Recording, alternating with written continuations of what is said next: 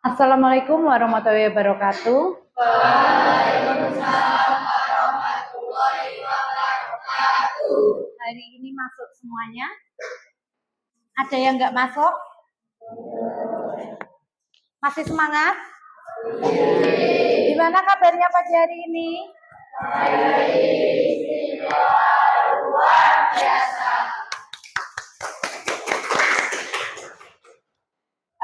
Di pagi hari ini saya ada oleh-oleh materi baru untuk kalian. Nggak mau ya, Pak?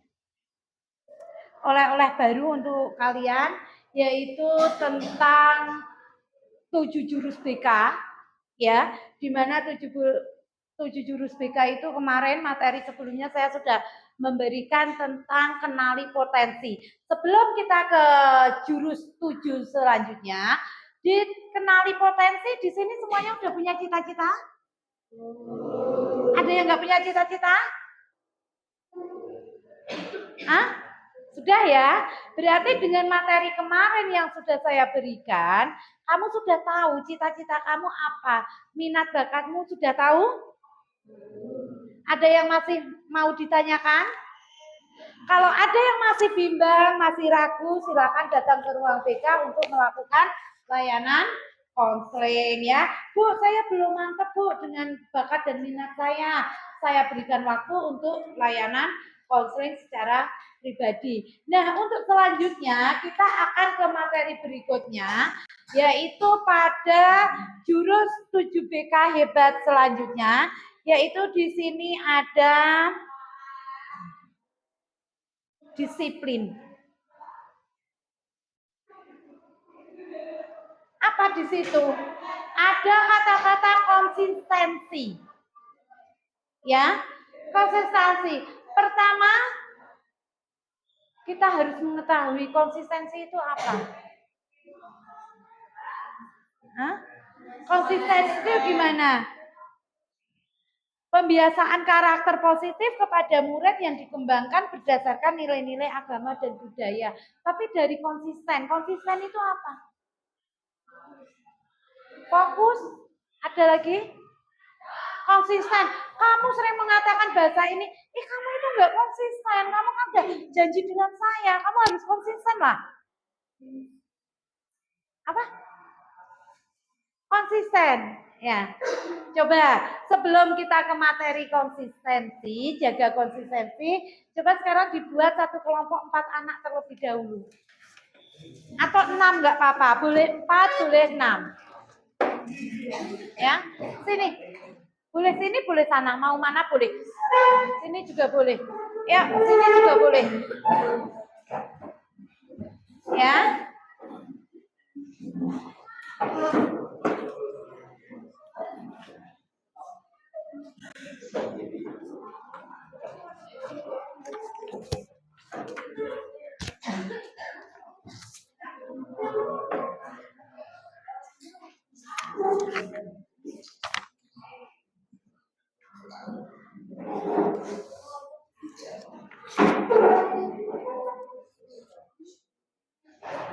Sudah, kalau sudah dibuat kelompok,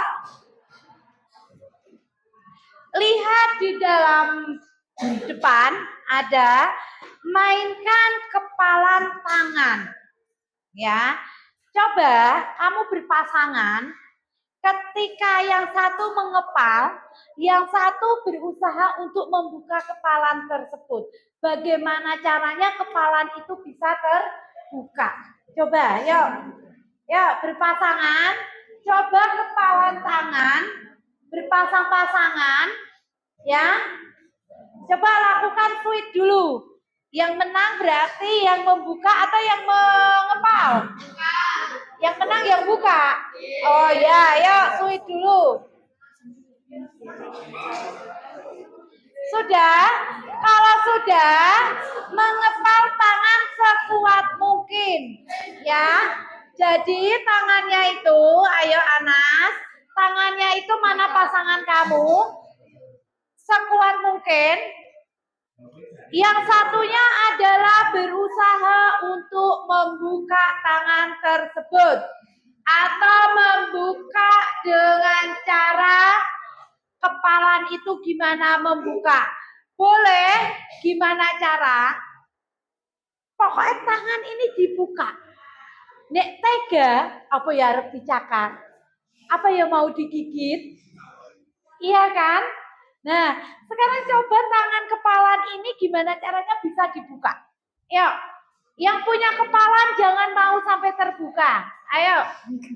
Di situ perintahnya bertugas membuka kepalan, tangan, bebas caranya mau dicakar, digigit. Gimana caranya bisa membuka? Nek Faiz hanya pasrah ini lah piye.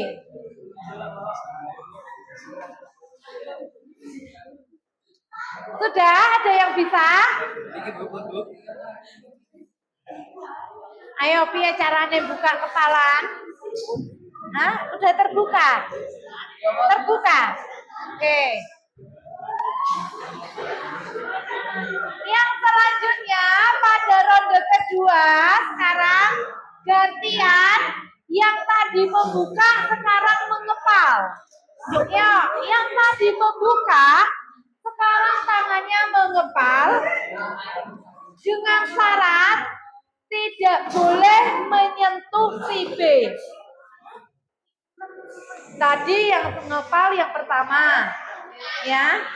Sekarang menyentuh, membuka tanpa menyentuh si lawan. Piye carane? Pakai apa? Sugesti apa?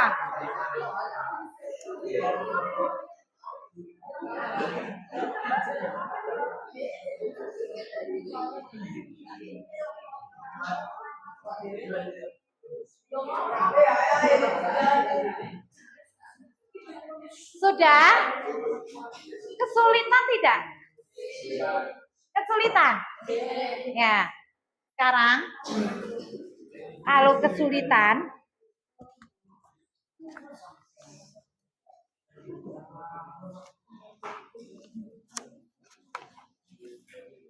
yuk, udah? Kira-kira udah tahu belum maknanya? Dari permainan itu maknanya apa sudah tahu belum?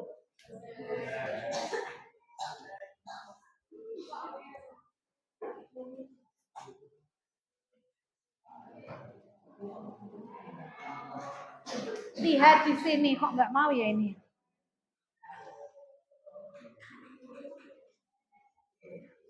Sudah, sekarang dengarkan saya aja karena itu monitornya nggak. Oh ya, di situ.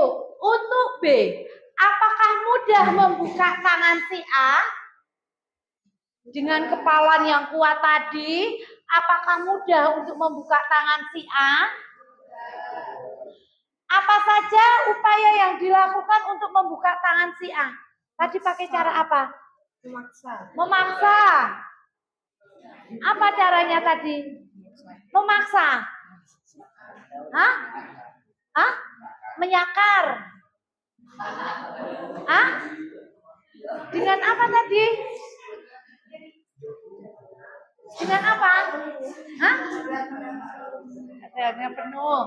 Terus, untuk A, mengapa B berupaya membuka, A mengepalkan tangan sekuat, semakin dipaksa, apakah semakin kuat?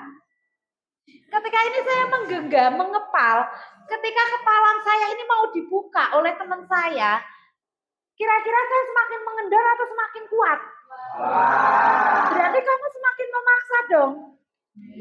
Iya kan? Semakin kamu memaksa, saya pun semakin kuat. Saya pun semakin mempertahankan kepalan saya. Paham nggak kira-kira? Paham.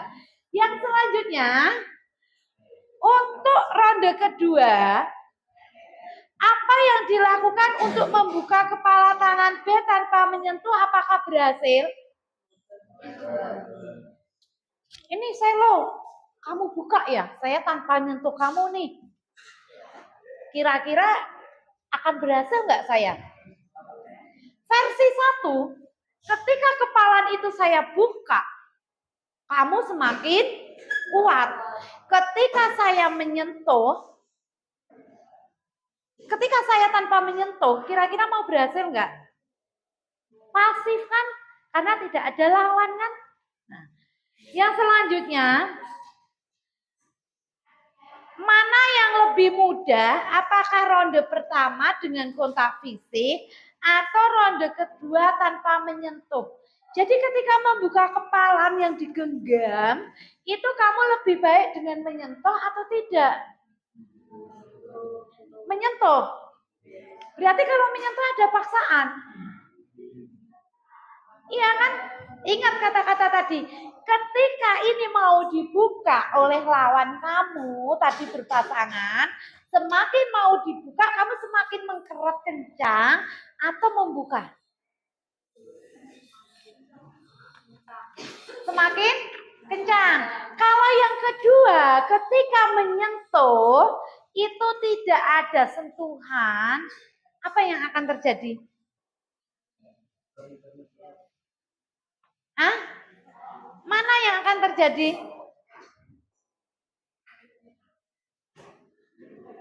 Terus, dengan kegiatan tadi, antara membuka kepala dengan paksaan dan dengan tidak menyentuh, kamu biasa dalam kehidupan sehari-hari pakai yang mana? Hah? Pakai yang mana? Hah? Pakai yang mana? Tekanan? Tekanan ya? Pakai tekanan. Berarti kamu biasa pakai kepala yang harus disentuh. Harus dipaksa. Oke. Ada lagi jawabannya? Dari apa yang saya sampaikan di permainan tadi, kira-kira ada nggak di Ibu Lia ini mau menyampaikan apa sih? Ingat kata-kata saya, ketika kepala dipaksa untuk membuka, itu akan menjadi semakin kuat. Ketika tidak disentuh, dibiarkan saja, kira-kira mau gimana? Biasa saja. Oke, berarti tadi ada dari senang ditekan, senang dipaksa. Kita ke materi berakhir pada kesadaran dan paksaan. Makanya pertanyaan saya, dalam kehidupan sehari-hari kalian, kamu suka pakai kesadaran atau paksaan? Yang benar nih. Tadi si Faiz senangnya dipaksa ditekan. Si Citra juga kayaknya lebih senang dengan tekanan saya. Iya kan? Yuk kita pahami tentang kesadaran dan paksaan. Mengapa kita tidak suka dipaksa atau diperintah? Kenapa ya saya tidak suka nih diperintah, dipaksa? Di usia kamu memang belum ada namanya kesadaran secara utuh. Apakah dari kesadaran itu akan muncul otomatis? Akan ada pembiasaan nggak dari terwujudnya kesadaran? Contoh, hari Senin itu harus pakai ini. Tapi nek nggak dikandani berulang-ulang, contohnya si Hildan, akan muncul kesadaran nggak? Enggak kan? Kebutuhan dasar manusia itu utamanya pengen dihargai. Pengen nggak dihargai? Tapi kamu sadar nggak? Saya pengen dihargai loh, Bu Lia. Pasti manusia itu pengen dimanusiakan. Bagaimana memanusiakan dengan baik. Tapi di kamu itu masih minim dengan kesadaran. Contohnya tadi, ketika buka kepala dipaksa, enak enggak? Enggak. Kamu pun kalau dipaksa kan juga enggak enak. Iya kan? Yuk kita belajar kesadaran, belajar dengan konsistensi. Contohnya apa? Ketika kamu menjadi siswa, apa sih tanggung jawabku?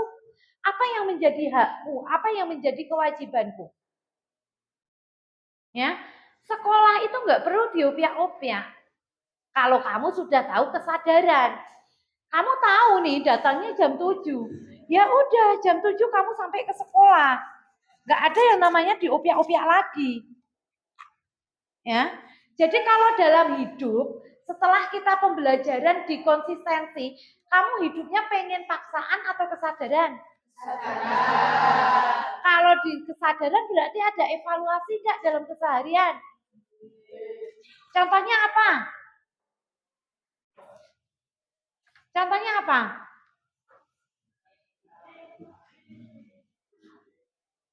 Apa contohnya? Disiplin biasa karena faktor eksternal. Disiplin biasa karena faktor eksternal. Seperti paksaan, tata tertib sekolah. Iya kan? Aku terpaksa kok. Aku nak ketemu buli ae, kok wedake mesti kon musa kok aku ora oleh nyaingi ayune buli ya. Lipstikku ora oleh nyaingi buli ya. Itu dari hal sepele. Dari jam kehadiran. Tahu masuknya jam 7. Kamu jam 7.15 baru masuk. Kamu udah punya kesadaran belum? Udah punya kesadaran belum? Belum. Kamu bisa datang ke jam 7. Setelah ada teguran itu paksaan atau kesadaran? Paksaan. Kalau disiplin positif, karena kesadaran internal. Apa contohnya? Ya udah tahu jam 7 masuk, ya kita datanya jam 7. Ya, apa yang menjadi aturan tata tertib? Itu kita harus tahu. Ya.